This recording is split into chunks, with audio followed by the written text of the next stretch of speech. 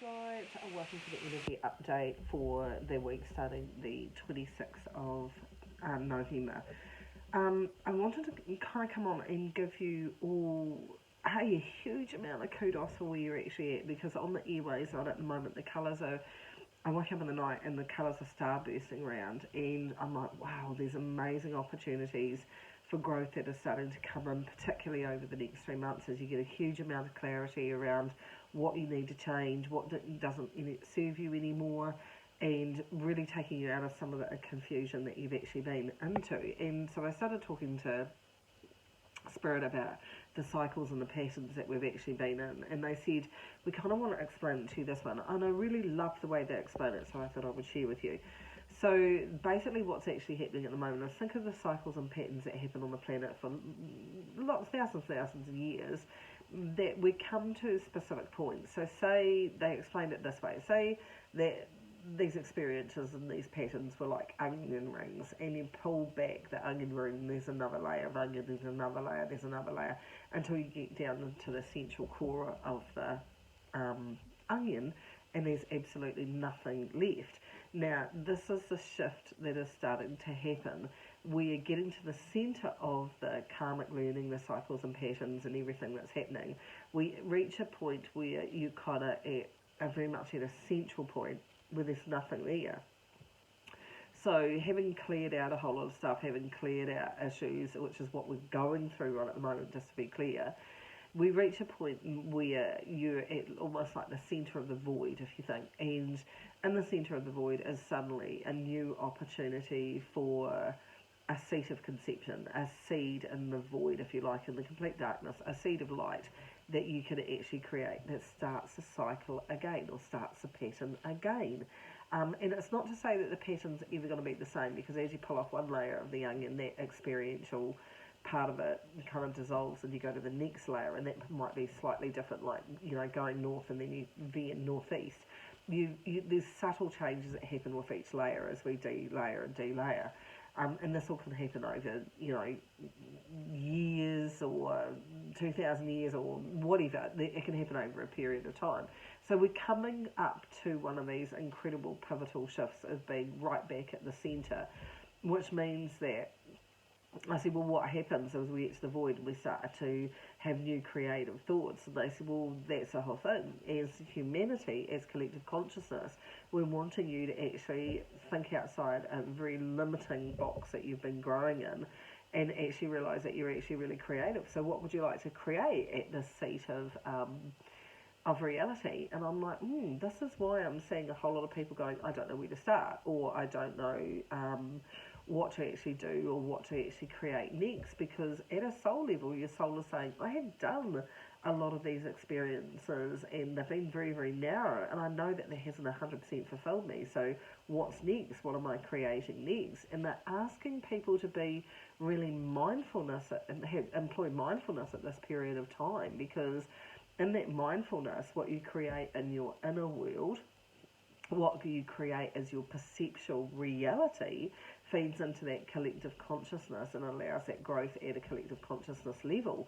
So this is amazingly pivotal time, guys, and you need to start to celebrate that being at this pivotal central point, which is people are heading to as they're collapsing their karmic stuff, and losing faith in governments, and losing faith in authority figures, and losing faith. And I'm not saying that you're rebelling against them, they're just realising they don't know everything.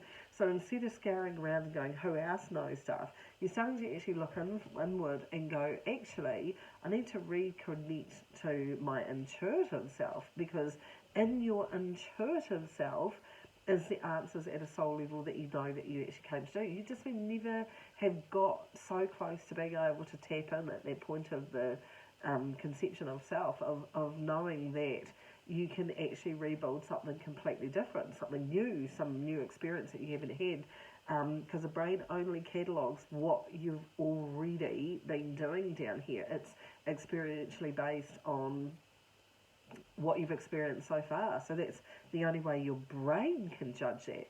Your mind is a different matter. Your mind has the ability to actually be co-creative with the universe and envisage and empower all of those things so you can have more. The thing is that you have to address the limiting belief structure that you have that you can only do things this way. And one of those limiting beliefs, and Spirit's talked to me about a lot, and it's not even a parent's fault or anything, is where you have kind of been changed that the only way that you can create something is you're going to actually have to work harder. Well, that's not the case. We know that you could be like sitting at a desk working on a project, and all of a sudden you get an idea, an epiphany, and you think, oh, actually, yeah, I do want to go and do that.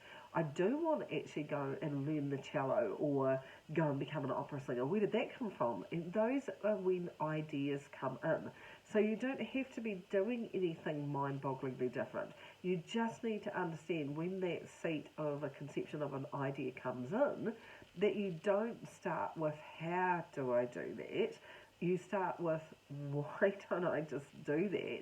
Head towards doing it, and it will become clearer and clearer and clearer as I get there.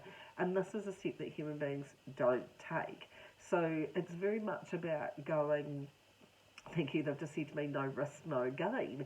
Yet the brain quantifies the risk as that requires effort, that requires this, and it goes to all these negative connotations instead of going to the positive, which is, what am I creating that's creating this amazing new experience that I can say I'm really loved doing that? You don't know that, and you're not going to know it until you take a step in that direction. And that's that point in the void, the spark of light that says this spark of light is not going to grow any bigger unless I feed it. And how do I feed it? I feed it with believing that it can grow. I feel it with an action that enables it to grow.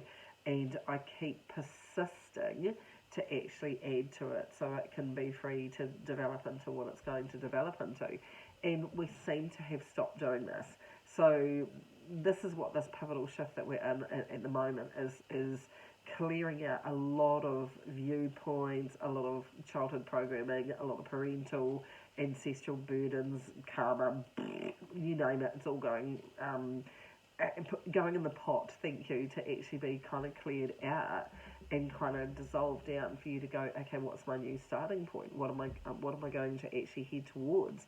And it keys on your mindfulness. It keys on you understanding that each thought that you have is like a golden gem that kind of gets thrown out into the universe and then can be co-created into something. So every seed of creativeness in the universe has a point of conception. You're underestimating that you're the point of conception right at the moment. And you need to be really, really mindful where your thoughts are tracking and where they're going, because your thoughts create your outer reality.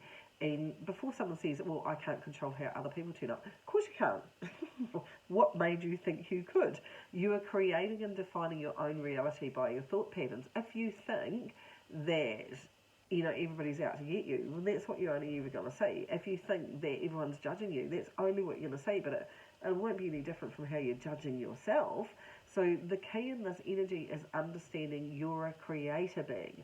What do you want to create for you? Why don't you start with mindfulness, the way you treat yourself, the way that you empower yourself, the way you see yourself as a being, your worth, your value, everything that the universe has been trying to show you for the past 6 months, guys. Come on.